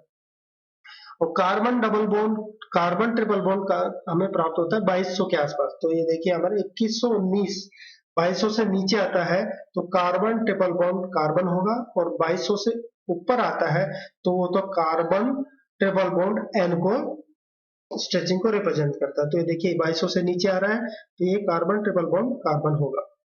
और इसी तरीके से 14 से सी एच की बैंडिंग को रिप्रेजेंट करता है, सी एच बैंडिंग को रिप्रेजेंट करता है। इस तरीके से हमने देखा कि एल्काइन के अंदर जो मैं मुख्य आइडेंटिफिकेशन के बैंड्स हमें प्राप्त होते हैं। Triple bond C H stretching जो कि 3300 के आसपास प्राप्त हो रही है, सी एच स्ट्रेचिंग जो हमें 2900 के आसपास प्राप्त हो रही है, और carbon triple bond carbon stretching जो हमें 2119 पे प्राप्त हो रही है, और सी एच बैंडिंग हमें 1450 के आसपास हमें प्राप्त हो रही है। अब यहाँ पे देखिए, यहाँ पे हमने लिया था एसिमेट्रिक कंपाउंड, और यहाँ पे ले रहे हैं ऐसा कंपाउंड जिसके कार्बन के दोनों तरफ क्या हो, एल्किल ग्रुप लगा हुआ हो। तो यहाँ पे देखिए इसमें किस तरह का बैंड प्राप्त होगा। कार्बन सी एच स्ट्रेचिंग नहीं मिलेगा हमें, यहाँ पे देखिए नहीं मिल रहा है, आ ही नहीं रहा, क्योंकि यहाँ पे कार्बन के साथ में कोई भी हाइड्रोजन है ही नहीं। यहाँ पे देखिए carbon triple bond carbon H है, ये वाला क्रियात्मक समूह इसके अंदर पाया जा रहा है, इसलिए ये बैंड हमें प्राप्त हो रहा है। लेकिन यहाँ पे ये C H triple bond carbon C H वाला फंक्शनल ग्रुप है ही नहीं, तो यहाँ पे ये बैंड आ ही नहीं रहा। अब यहाँ पे देखिए ये गायब हो गया, तो ये गायब हो गया बिल्कुल। अब देखिए यहाँ पे C triple bond C H stretching का बैंड भी हमें प्राप्त, स्ट्रेच विजिबल ये दिख रहा है हमें, बिल्कुल क्लियर नहीं। यहाँ पे देखिए बिल्कुल स्पष्ट बड़ा दिखाई दे रहा है, शार्प दिखाई दे रहा है। अब यहाँ पे शार्प दिखाई नहीं दे रहा क्योंकि ये सिमेट्रिकल है, डाइपोल मोमेंट चेंज नहीं होगा, ये सिमेट्रिकल होने के कारण डाइपोल मोमेंट चेंज नहीं होगा। तो ये band C triple bond C का स्ट्रेचिंग का हमें दिखाई नहीं देगा।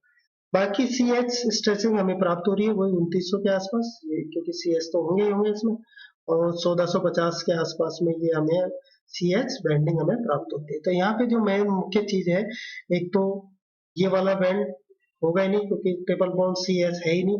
दूसरा ट्रिपल बॉन्ड सी सी कार्बन ट्रिपल बॉन्ड कार्बन की स्ट्रेचिंग नहीं हुई क्योंकि सिमेट्रिक है, डाइपोल मोमेंट चेंज नहीं होगा, ये बैंड भी हमें प्राप्त नहीं होता है। अब लेते हैं नाइट्राइल।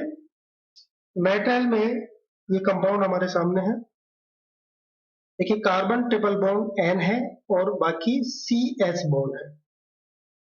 यहाँ पे सी एच बैंड हमें पता है सिंपल सिंगल बॉन्डेड कार्बन के साथ अगर हाइड्रोजन लगा होगा तो सी एच स्ट्रेचिंग हमें 2900 के आसपास प्राप्त होती है। ये देखिए 2900 के आसपास हमें बैंड्स प्राप्त हो रहे हैं। दूसरा कार्बन ट्रिपल बॉन्ड एन हमें 2200 से ऊपर प्राप्त होगा, ये देखिए हमें 2200 से ऊपर प्राप्त होगा, ये बिल्कुल याद किया था हमने। 2200 से ऊपर हमें अगर प्राप्त होता है तो कार्बन ट्रिपल बॉन्ड एन होगा, और 2200 से नीचे आ रहा है तो कार्बन ट्रिपल बॉन्ड कार्बन होगा, तो हमें प्राप्त हो रहा है। और साथ में सी एच बैंडिंग होंगे 1450 के आसपास, ये देखिए 1450 हमें बैंडिंग हमें प्राप्त हो रही है। अब लेते हैं एग्जांपल अल्कोहल का। यहाँ पे लिया हमने 1 ब्यूटेनॉल। 1 ब्यूटेनॉल में देखिए क्या क्या है, इसमें OH है और CH है, दो तरह के बॉन्ड हमें इसमें प्राप्त हो रहे हैं, और एक CO बॉन्ड भी है। तीन तरह के बॉन्ड हो गए, एक तो ऑक्सीजन और हाइड्रोजन के मध्य OH बॉन्ड, एक कार्बन और ऑक्सीजन के मध्य बॉन्ड CO बॉन्ड, और एक कार्बन हाइड्रोजन के मध्य कार्बन और हाइड्रोजन के मध्य CH बॉन्ड, और कार्बन कार्बन के मध्य बॉन्ड।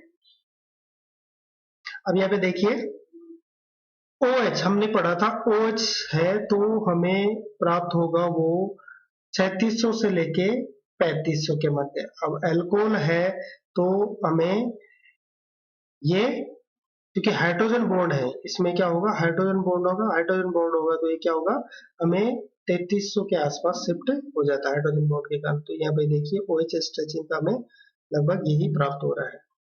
दूसरा CH स्ट्रेचिंग, CH स्ट्रेचिंग है इसके अंदर, वो हमें कितनी 2900 के आसपास प्राप्त होती हो रही है, ये बिल्कुल हो रही है हमें 2900 के आसपास। साथ में ये CH बैंडिंग की वैल्यू 50 से लेके 1350 के आसपास हमें प्राप्त हो रही है। और एक नया बॉन्ड हमें अभी आया है CO1, जो स्ट्रेचिंग के द्वारा हमें प्राप्त होता है कितना, 1100 से लेके 1000 के मध्य, अर्थात 1050 के आसपास हमें प्राप्त होता है, ये प्राप्त हो रहा है।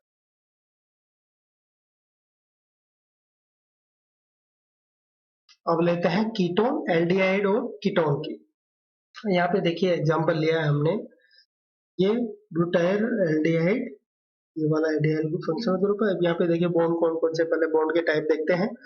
CH बॉन्ड है, जो कि C कौन सा है, ऑक्सीजन, CO का CH हो गया, एक सिंपल CH बॉन्ड, एक CO बॉन्ड और कार्बन कार्बन बॉन्ड, ये हमें प्राप्त होता है। तो यहाँ पे देखिए CH है, तो यहाँ पे देखिए CH हमने देखा था, CH, ये देखिए CH की स्ट्रेचिंग हमें प्राप्त हो रही है 2, 2820 से लेके 2720, 2 है, इसका मतलब है ये 2 पीक आ रही है, 2 में 100 का डिफरेंस है, तो इसका मतलब है कि ये क्या है, क्या हुआ, ये एल्डिहाइड हुआ, क्योंकि एल्डिहाइड में ही फर्मी रेजोनेंस के कारण 2 पीक प्राप्त होते हैं, जिनके मध्य 100 का डिफरेंस होता है, ये दोनों।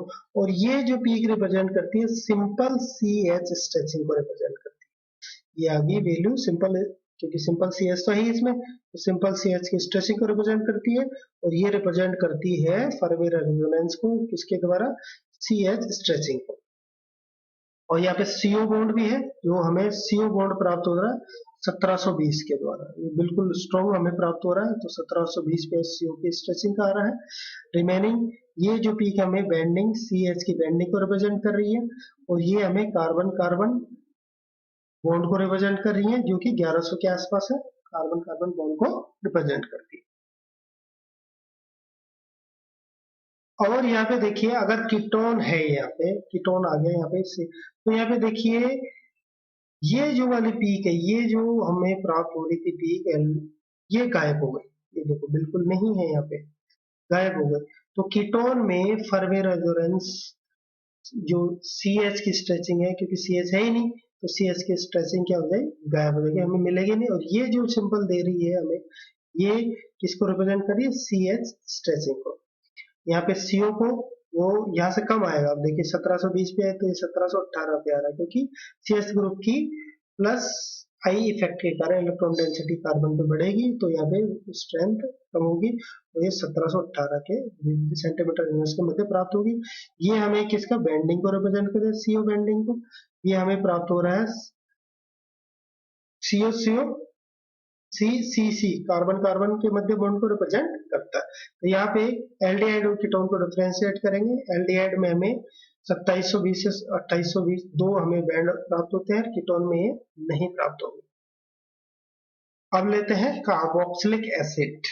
अब यहाँ पे एक एग्जांपल लिया, हेक्सेनोइक एसिड, हेक्सेनोइक एसिड लिया है। यहाँ पे देखिए बॉन्ड के क्या क्या टाइप है, देखिए एक तो OH बॉन्ड है, OH बॉन्ड हो गया, एक C डबल बॉन्ड O हो गया, एक सिंपल CO बॉन्ड हो गया, और कार्बन कार्बन बॉन्ड हो गया, और CH बॉन्ड हो गया, इतने तरह के बॉन्ड है, और ये सारे के सारे हमें अलग अलग बैंड हमें रिप्रेजेंट करेंगे। तो सबसे पहले लेते हैं OH बैंड।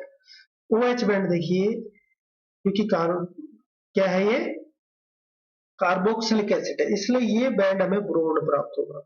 और ब्रोड किसके बाद है, हमें पता था कि 3000 से लेकर 2500 के सेंटीमीटर इनवर्स के मध्य अगर ब्रोड बैंड प्राप्त होता है, तो इसका मतलब है कि वो क्या है, OH स्ट्रेचिंग का हो गया।